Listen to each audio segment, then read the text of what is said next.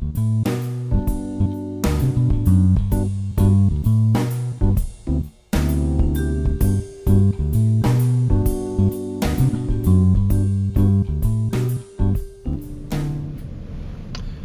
I'm Ross O'Brien with the Economist Corporate Network here in Hong Kong. I'm here with Ron Fons, who's going to be co-moderating our luncheon today on trading places, the future of the exchange in Asia. Now, Ron, we've obviously seen with the recent failure to close the deal between Singapore and Australia that national interests still matter in the issue of gaining scale, and also in terms of regulation that sits behind the physical sort of old school financial exchange.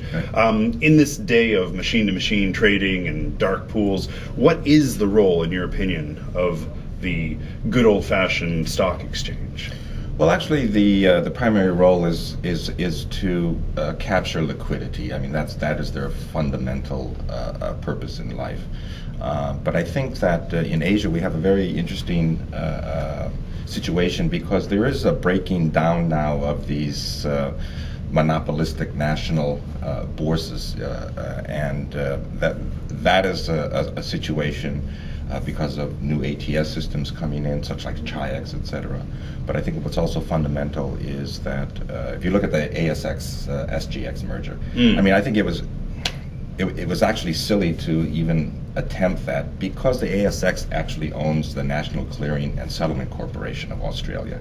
So back that up, Ron. Yeah. What are you saying, that ultimately it matters where physically, what country a trading system is? I mean, No, it doesn't actually. Okay. It actually doesn't. And if you look at the new ASEAN exchange hub that's coming up at the end of this year, I think is Singapore, Bursa Malaysia, and SET Thailand will actually start using that switching hub. The physical locality, I think it's actually out of date now to think that a data center in the building where the corporation of the exchange resides is mandatory. That is, I think that's going away. But they just, Singapore just invested $250 million in a brand spanking new data center that purports to make trading even faster. Well, interesting thing about SGX is their business model is to be a regional hub. Yep. They don't have the depth and breadth of assets in the Singapore market itself. So that has always been their business model. And I think the creation of Chi-East between SGX and Chi-X International is a fantastic indication there. The other thing is that there are some players in the market, Equinix, for example. Yep. Now, this is a different concept. This is not a proximity hosting situation. They're actually hubs of all market participants. Okay. Buy-side, sell-side exchanges, clearing, settlement, market data, they're all sitting in the same data center. And I think the fact that Chi-X Australia just announced that they have outsourced the operations to Equinix of their new trading system. Okay. Right. So it doesn't have to be in those buildings. And the fact that you have these regional hubs, these Equinix hubs, and they're linked internationally, I think you're just going to be seeing more and more consolidation into these kinds of players. Okay, so we're going to discuss this with our panelists later today, but give me 2 or 3 future predictions. What is the future of the Asian stock exchange going to look like with these changes in technology, with these the thirst for liquidity and the rise of the dark pools? What's going to change in the next 5 to 10 years? I think the number one thing that we need to look at is the cost of trading on the specific exchanges. For example, Hong Kong is the most expensive out here. Okay.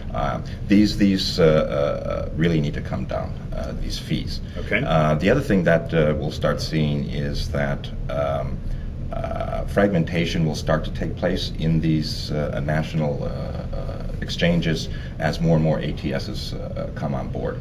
And there's a undercurrent of the existing dark pools playing are adding fragmentation, but it is such at a low level that it's not really impacting each specific exchange. So I see the dropping of the cost of trade will be an attraction for liquidity as the market starts fracturing because of the increase of ATSs. And will places like Singapore and Hong Kong lose their edge, or will it just be under constant competitive threat?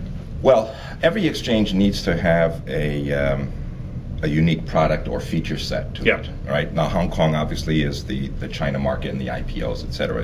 You look at Korea, it's derivatives trading, Kospi 200 contract, so I think what we really need to look at is what are the unique features of each exchange. Right? Let's look at that. And I think smaller exchanges, especially in the ASEAN, they're going to have a struggle with this. Okay. Right.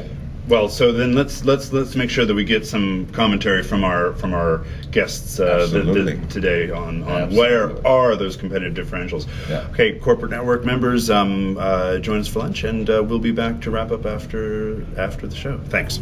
Thank you.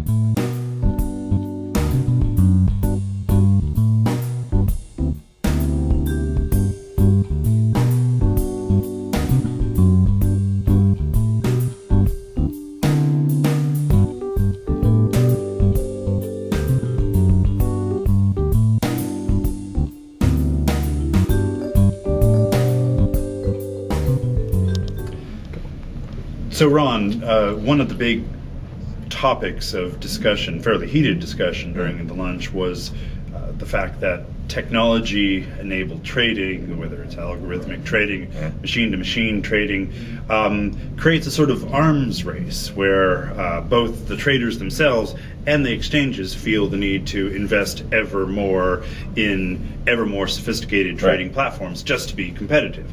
But doesn't that in itself lead to a certain amount of commoditization? I mean, if everybody starts buying the same servers and invests in the same platforms, isn't it all much of a muchness? Where does competitive differentiation take place in the exchange of the future? Well, to a certain extent it is an arms race, a commoditization. However, not everybody will implement swiftness or low latency the same way. What's going to impact is not really on the technology level. Everyone can buy the same switches, etc., at the same speed. What's going to be impacting is what are your risk, pre-trade risk, post-trade risk.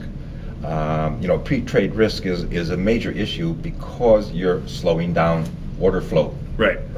So it's going to be who can reduce those latencies, maybe from a regulatory or from a corporate governance point of view, that we need to look at a trade before it goes through, right? Okay. So that's a major issue, I think. Not so much the commoditization of the technology, but how do you use the technology to improve business processes, swiftness, as well as reduce risk. Okay.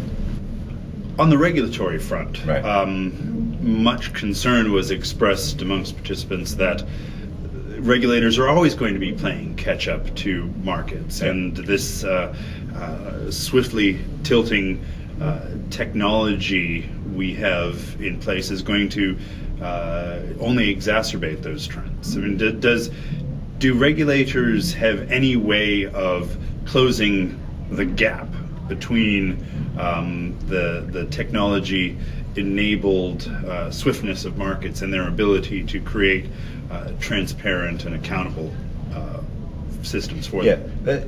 Actually, that's a very complex question because we need to look in two different contexts. The Asian context is completely different than the mature markets of New York and London, right? Okay, how so? Vis-a-vis Reg NMS, MiFID 1, MiFID 2.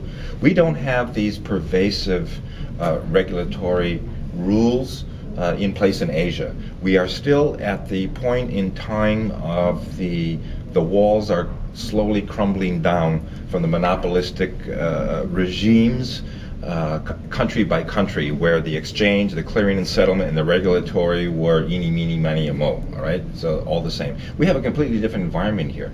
What's interesting is from the technology impact, those models of alternative trading systems and best execution, right, which we have mandatory in the States, it's being requested by the clients in Asia.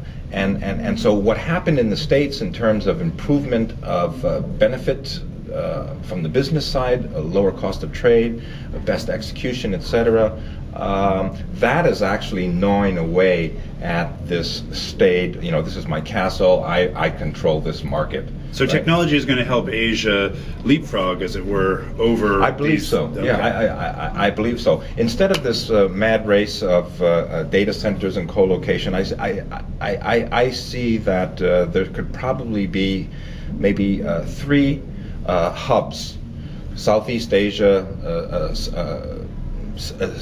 Central China, Hong Kong area, and North Asia, where exchanges, buy side, sell side, clearing and settlement, everyone is in a massive data center, and with high-speed connectivity between these hubs. It'll reduce the cost of running business. You don't have to have a million connections from your firm to every exchange, et cetera, et cetera. And I think Asia is actually going to, I say, leapfrog on doing this simply because of the geographic space. Okay. I mean, basically, we're going from Helsinki to Cape Town in our geo area, right? So it only makes sense that you would start focusing towards a hub topology. Okay. Yeah. So Ron, finally, what do you see is the future of the financial exchange in Asia? Well, I think we have a very good position to bring to the market a new topology of trading, a new dynamic, and it's because of our geographical space. From one end of from the north to the south, Helsinki to Cape Town, that's what we have here. And then we also have regional economic zones. We have the ASEAN, etc. So I actually see initially a dispersion, more ATSs coming on board, and then a closure to hubs. But we cannot just go to hubs. It requires that breaking down of the silos in the national stock exchanges, etc. That's what the ATSs will do, the Chi-Xs, etc., coming in here. And then aggregation back into hubs, but in a very, very short period of time. Okay. Your prediction, 5 years? Oh, I think within less than that. Okay. Yeah. Great. I really do. Ron, thanks a lot for having Pleasure. us. Thank you very much. Cheers.